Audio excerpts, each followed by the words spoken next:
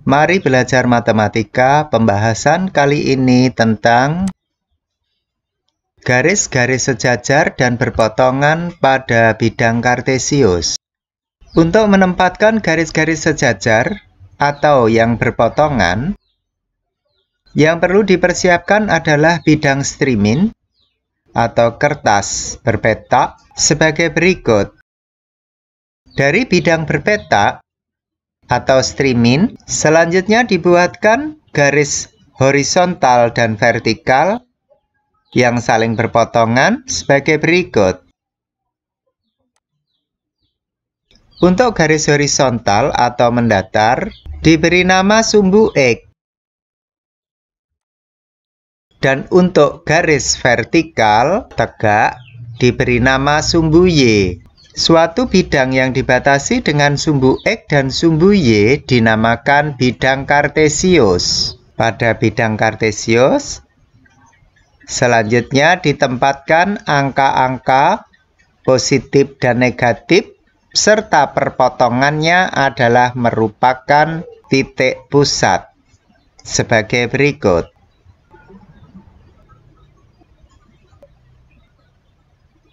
Selanjutnya akan digunakan untuk melukiskan sebuah garis lurus. Yang diperlukan adalah titik koordinat, sebut saja adalah titik A, yang koordinatnya adalah negatif 4,5. Ada titik yang lainnya, yaitu titik koordinat B, yaitu 3, negatif 2. Jika pada kedua titik tersebut, melalui titik A dilukiskan sebuah garis lurus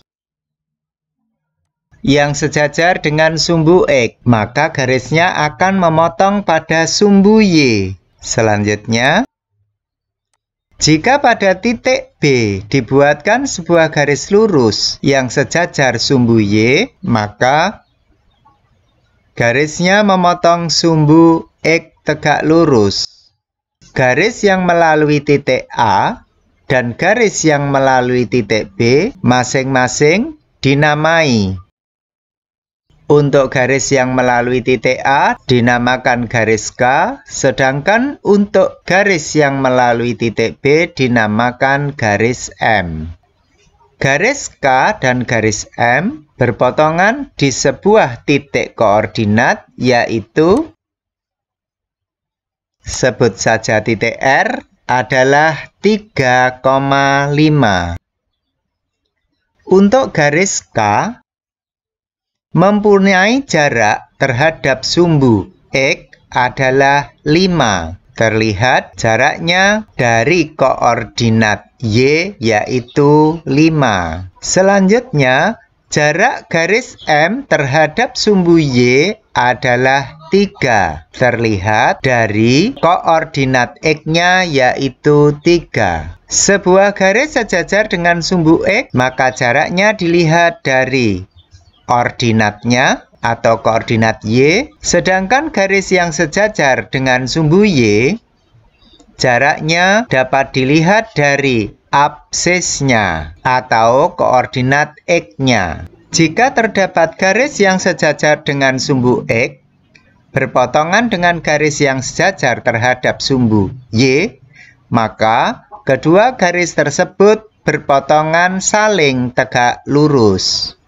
Selanjutnya akan dibahas tentang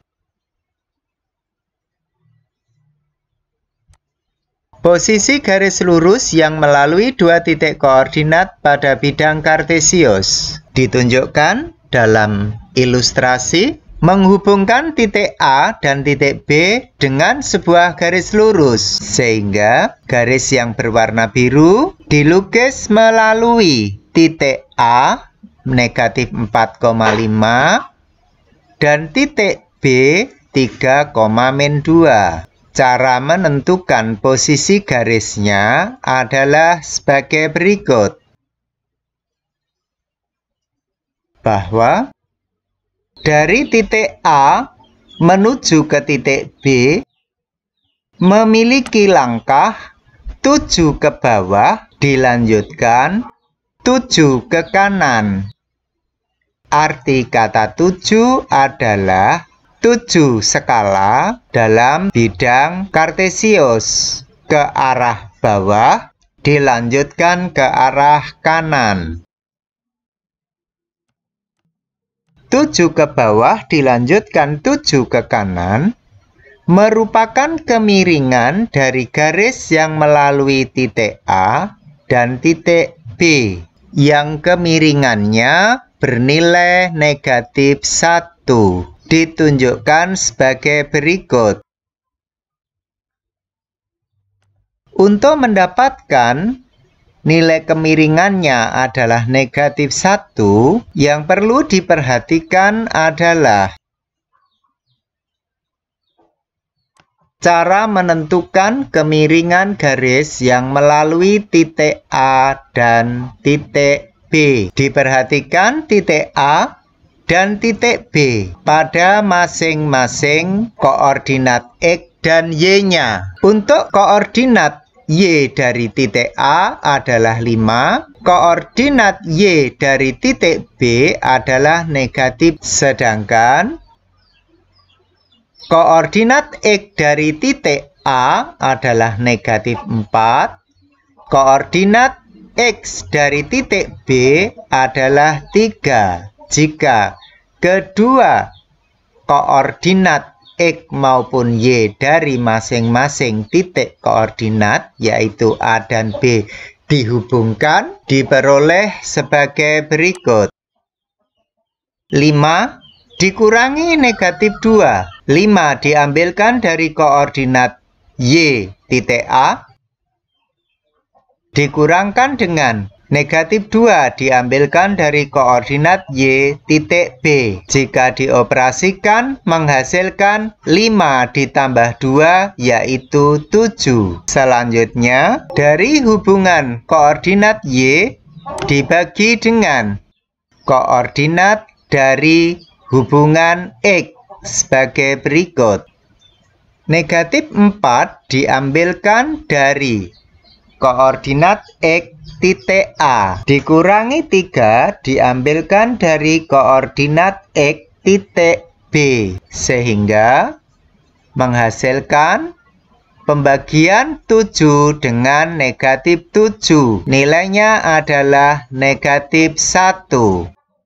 Dengan demikian, kemiringan garis diperoleh nilainya dari pembagian koordinat Y dibagi dengan koordinat X, atau ordinat pertama dikurangi ordinat kedua dibagi dengan absis pertama dikurangi absis kedua. Nilai kemiringan garis pada garis lurus di bidang kartesius dinamakan gradien. Demikian pembahasan matematika kali ini. Akan dilanjutkan pembahasan materi berikutnya di waktu selanjutnya.